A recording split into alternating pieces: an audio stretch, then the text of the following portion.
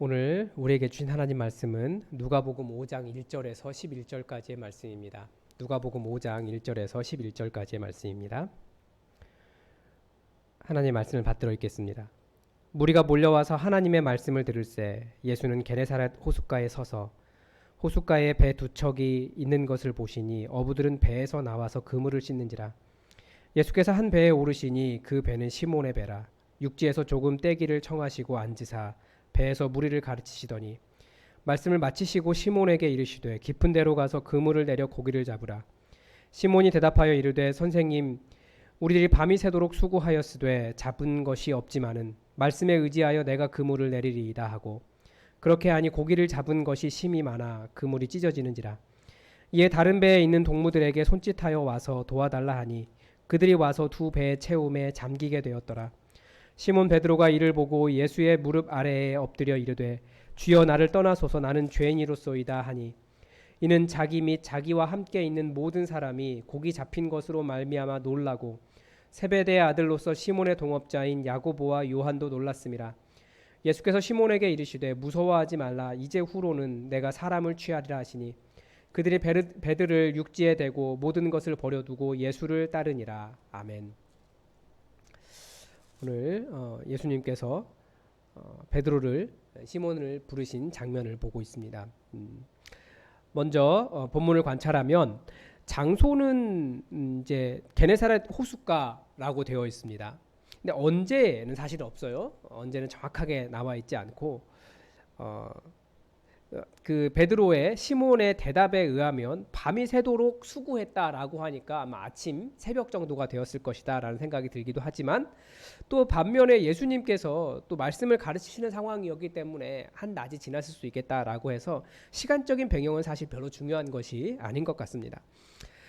대표적인 인물은 당연히 예수님과 시몬이 나오겠죠. 예수님께서 베드로에게 그렇게 요청하셨습니다. 깊은 데로 가서 그물을 내려서 고기를 잡으라. 그리고 10절에서도 그렇게 말씀하시죠. 무서워하지 말라. 그 결과에 대해서 이야기했고 베드로는 어떤 것을 하고 있었냐면 배에서 나와서 그물을 씻고 있었습니다. 그런데 내용에서 볼 수 있지만 그 그물은 빈 것이었습니다. 그리고 예수님께서 시몬의 배에 오르셔서 육지에서 조금 뛰기를 바란다라고 했기 때문에 좀 뛰어서 배 안에서 같이 있었겠죠. 그리고 나중에 이 모든 결과 그 예수님의 말씀에 의지해서 그 그물을 내렸을 때 고기가 심이 많이 잡혔습니다. 그리고 그 결과로 인해서 예수님의 무릎 아래에 엎드려서 저는 죄인입니다. 저를 떠나 주십시오. 라고 고백하는 겸손한 모습이 있었습니다. 그리고 예수님께서 부르셨을 때 모든 것을 다 버려두고 배와 그물을 버려두고 예수님을 따른 것을 볼 수 있습니다. 이렇게 많은 물고기를 잡은 이유가 무엇인가라는 것을 보면 말씀을 의지해서라고 하는 것을 볼 수 있고요. 뭐 여러 가지 각 사건이 가까이 있으니까 보면 그 예수님께서 이들의 배에 타신 이유도 생각해 볼 수 있죠. 그러니까 여러 가지 이유를 생각해 보는 겁니다. 배에 타셔서 이렇게 좀 거리를 좀 뛰기를 육지에서 조금 떼기를 청하셨다라고 하는 이유는 알만하죠. 왜냐하면 무리들이 많이 몰려오기 때문에 예수님께서 그들과 같이 있으면 사람들이 몰려들어서 말씀을 전하실 수 없는 거예요. 그러니까 조금 떨어져서 그렇게 하셨던 것을 볼 수 있습니다. 그리고 뭐 여러 이유들이 있습니다. 여러 이유들이라고 하는 것은 이제 왜 시몬이 배를 배 다른 동료들에게 그 도와달라고 했는가 뭐 이런 것들 나오는데 부차적인 이유인 것 같고요. 중요한 것은 예수님께서 부르셨기 때문에 이 시몬이 예수님의 그런 말씀에 따랐다라는 것을 볼 수 있습니다. 최종적인 결론은 뭐냐면 11절이겠죠. 당연히 그들이 배들을 육지에 대고 모든 것을 버려두고 예수를 따르니라 라는 겁니다. 강조점은 뭘까요? 제가 볼 때 본문의 강조점은 이 이야기 흐름 자체에 있습니다. 뭐냐면 배가 비었다는 거예요. 물고기가 없다는 거죠. 밤이 새도록 수고했습니다. 그게 이제 그러니까 빈 배, 밤이 새도록 수고한 그 상황이에요. 그러니까 밤이 새도록 수고했지만 비어있는 상황에서 그물을 찢고 있는 겁니다. 얼마나 수고스럽겠습니까? 그것이 바로 자기의 인생이라는 것을 볼 수 있죠. 그런데 그 배에 예수님이 타시고 그리고 예수님의 말씀을 들었고 말씀에 순종했을 때 그 배가 만선이 되었습니다. 그러면 이 빈 배가 누구냐라는 걸 생각해 볼 수 있는 거죠. 빈 배, 빈 그물, 베드로의 상황을 그대로 보여주는 겁니다. 베드로가 사실 빈 배였고 베드로가 비어 있는 그런 헛된 그물질을 한 그런 상황이었던 거죠. 그런데 그런 빈 배에 예수님이 오셔서 말씀을 주시니까 그 빈 배가 꽉 찼다. 꽉 찼을 뿐만 아니라 그의 목적이 바뀐 거예요. 정말 해야 될 일이 무엇인가에 대한 그런 목적의 전환, 목표의 전환, 사람을 낚는 어부, 여기에 대한 전환이 본문 속에서 일어나고 있습니다. 연구와 묵상에서는 죄송합니다. 제가 뭐 특별히 생각한 그 질문은 별로 없었고요. 묵상이 좀 있었는데 저의 질문은 뭐였냐면 예수님은 왜 그렇게 많은 무리가 몰려왔는데 예수님 따르겠다고 그렇게 많은 무리가 몰려왔는데 왜 그 무리 중에서 정말 열심인 사람, 눈이 초롱초롱하게 빛나는 말씀에 갈급하는 사람이 아니라 예수님 말씀이 선포되고 있음에도 그리고 앞에서 봤다시피 그의 장모를 고쳐주신 예수님의 사건이 있었음에도 예수님에 대해서는 관심 없이 그냥 그물만 씻고 있고 내 인생 왜 이거밖에 되지 않느냐, 왜 내가 이렇게 빈배냐라고 고민하던 그 베드로, 그 시몬을 선택하셨을까에 대한 거였어요. 사실은 모든 사람들이 예수님에 대한 것보다는 다들 물고기 잡는 일에 집중하고 있는 것이 현실입니다. 마치 사탄의 어제 말씀에서 사탄이 얘기했던 것처럼 나사렛 예수여 우리와 당신이 무슨 상관이 있나이까 우리를 괴롭히지 마십시오. 예수님이 어떤 것을 하시는 분이라는 것을 알기 때문에 사람들이 거부하는 것처럼 그 왜 당신이 나와 무슨 상관이 있나이까 그와 똑같은 현상을 이 시몬도 역시 보이고 있었다라는 거예요. 그래서 예수님의 말씀을 못 들은 채 하고 있지 않은가라는 생각이 들었는데 바로 그런 사람에게 예수님이 정확하게 필요하다는 겁니다. 그래서 예수님은 그 사람에게 가셨다. 베드로에게 가장 필요한 사람이 바로 예수님이었기 때문에 예수님은 가셨다라는 생각을 했습니다. 그래서 아마 제가 주님과 정말 관계가 없이 저는 먹고 사는데 너무나 힘든데요 라고 말하는 사람이 있다면 그 사람에게 예수님 필요한 겁니다. 내가 살아가는 이 삶에 그리스도여 예수여 나 무슨 상관이 있나이까 라고 말하는 그 사람의 삶에 사실 예수님이 필요합니다. 그런 인생에 예수님이 들어가시고 그 인생에 그 배에 예수님이 타시면 그 인생의 목표가 바뀌고 삶이 달라집니다. 그 느낌은 뭐였냐면 베드로의 하던 일이 무엇이었는가라는 거예요. 베드로가 하던 일은 밤새 그물을 던지는 것이었습니다. 제가 보기에는 누구보다도 성실한 어부였을 것 같아요. 왠지 우리의 모습 같죠. 정말 성실하게 우리 일하잖아요. 그러나 결국 낚은 것은 허무함이었습니다. 아무것도 없는 허무함. 그의 삶이 바뀐 것은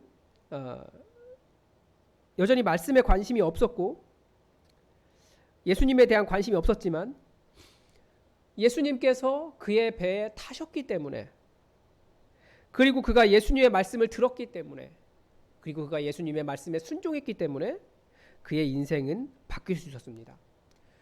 그리고 무엇보다도 예수님께서 베드로의 삶의 목표를 바꿔주셨어요. 그게 네가 할 일이 아니다. 그러니까 더 많은 물고기를 낚는 것도 삶의 목표가 아닙니다. 예수님에게는 중요한 것도 아니에요. 더 많은 물고기 낚을 수도 있어요. 그러나 물고기가 목적이 아니기 때문에 물고기 더 많이 낚는 게 목적이 아닙니다. 또 어떻게 보면 더 많은 사람들을 낚아내는 사람을 낚는 어부가 되는 것도 목적이 아닙니다. 사람 낚는 어부가 되는 건 맞지만 더 많은 사람들을 낚아내야 된다라고 하는 것도 목적이 아닐 수 있어요. 오늘 본문에 나오지 않지만 결국 무엇이겠습니까? 말씀에 의지하여 예수님을 따르는 것, 이게 진짜 목적이라는 겁니다. 얼마를 낚았는가에 집중하면 물고기 낚던 삶과 같아진 것밖에 되지 않아요. 얼마나 많은 영혼을 구원했느냐? 여기에 집중하기 시작하면 우리가 그렇게 됩니다. 정말 예수님 따라가는 것, 말씀 따라가는 것에 집중해야지 내가 뭐 얼마를 많이 낚았느냐, 나의 실적이 무엇이냐 이렇게 보면 안 된다라는 거죠. 그래서 예수님의 말씀을 따르는 삶을 살아야 하는 것이 오늘 본문에서 우리에게 가르쳐 주는 것이다라는 생각이 들었습니다. 그래서 오늘 저에게 주신 말씀이 무엇인가를 생각해 보니까 저는 이 교회 담임 목사입니다. 적용을 하면 담임 목사라고 하는 위치가 교회의 비전을 제시하고 여러분들을 이끌어가는 그런 상황입니다. 그런데 저에게 먼저 필요한 것이 있다면 저도 역시 예수님 따라가는 게 먼저 필요한 사람입니다. 그래서 더 말씀 보고 주님의 메시지가 무엇인가 더 분별하고 주님의 뜻을 따라가야겠다. 그런 사람이 되어야 된다라는 생각을 먼저 했습니다. 그래서 예수님 말씀 따라가자라는 게 적용이었고요. 그래서 또다시 두 번째 적용은 뭐가 되었냐면 풍성함에 집중하지 말자라는 겁니다. 제가 지금 기도 주간을 보내고 있는데 기도 주간을 보내면서 하는 기도, 대표적인 기도가 뭘까요? 하나님, 우리 예수품만교회 부흥하게 해주십시오. 연말 되면 몇 명을 얘기했을까요? 제가 기도하면서 그런 생각해요. 아무리 숫자에 대한 부담을 내려놓고 그게 아니라고 이야기해도 목사의 마음속에는 결국은 평가되는 건 저 자신도 내가 사역 잘했구나라고 평가하는 게 결국은 수가 될 수밖에 없더라고요. 그렇게 머릿속에 되더라고요. 그런데 그런 풍성함에 집중하지 말자라고 하는 적용을 했습니다. 그래서 올해 몇 명 되게 해달라는 기도를 계속했는데 그것이 내 목표가 아니었구나를 다시 깨닫고 여전히 우리의 목표는, 우리 교회의 목표는 하나다. 바로 주님 말씀 따라가는 것, 주님 따라가는 것이다. 결과는 주님께 맡기고 우리는 주님 말씀에 따라가자라고 하는 적용을 다시 한번 했습니다. 그리고 그래서 그렇게 기도했습니다. 기도도 여러분 적용입니다. 어떻게 기도할 기도 제목을 얻는 거예요. 예수님 따라가도록 인도해 주십시오. 순간순간 말씀해 주시고 잘못된 길 가지 않도록 지켜주시고 혹시나 저도 물고기에 관심을 가지다가 정말 주님 말씀 잃어버리는 그런 상황 되지 않게 해주시고 혹은 제가 내 일 한다고 열심히 성실하게 일했는데 정말 허무함을 낳지 않도록 주님 말씀 순종하며 살아갈 수 있게 해달라고 그런 기도를 했습니다. 여러분도 또 말씀의 은혜 가지고 함께 기도하시면서 또 말씀의 은혜 여러분의 삶에 적용하시기 바랍니다. 기도하겠습니다. 하나님 아버지, 오늘 시몬을 부르신 예수님의 말씀을 들으면서 이 이야기를 보면서 하나님, 우리가 따라가야 할 것이 무엇인지 다시금 깨닫습니다. 우리는 주님 따라가기를 원합니다. 우리를 인도해 주시옵소서. 말씀을 볼 때마다 주님의 선하신 음성으로 우리 영혼에 말씀하여 주시고 주님의 음성을 깨달아 알게 하여 주시고 그래서 오늘 하루하루 한 걸음 한 걸음 살아갈 앞날의 발걸음을 인도하여 주옵소서. 주님의 은혜가 우리에게 있어서 우리 교회에 다른 헛된 것에 목표를 두지 않고 주님 말씀 삶에 바르게 써갈 수 있도록 함께하여 주옵소서. 주의 성령으로 우리와 함께하시길 원하오며 예수님의 이름으로 기도드립니다. 아멘. 여러분, 오늘도 공동의 기도 제목 가지고 함께 기도해 주십시오. 그래도 정말 주님 말씀 따라가면 주님의 부흥이 있습니다. 그래서 우리 교회 주님 말씀 잘 따라가서 크게 부흥하는 교회 될 수 있도록 여러분 기도해 주십시오. 그리고 모든 성도들이 주님의 말씀을 깊이 묵상하고 주님의 뜻을 따라서 오늘 하루 살게 해달라고 여러분 기도해 주십시오. 그리고 또 코로나가 끝나서 이 17일까지가 일단 비대면인데 그 이후로는 좀 모일 수 있으면 좋겠어요. 그래서 모든 상황이 다 안정되고 우리 교회 다시 모일 수 있게 해달라고, 우리 그전에 그 풍성하던 교제와 그런 가득히 모여서 예배드리던 그때가 다시 회복될 수 있게 해달라고 여러분 기도해 주시기 바랍니다. 그리고 최철규 목사를 위해서 계속 여러분 기도해 주십시오. 환우들을 위해서도 계속 기도해 주시기 바랍니다. 다 함께 기도하겠습니다.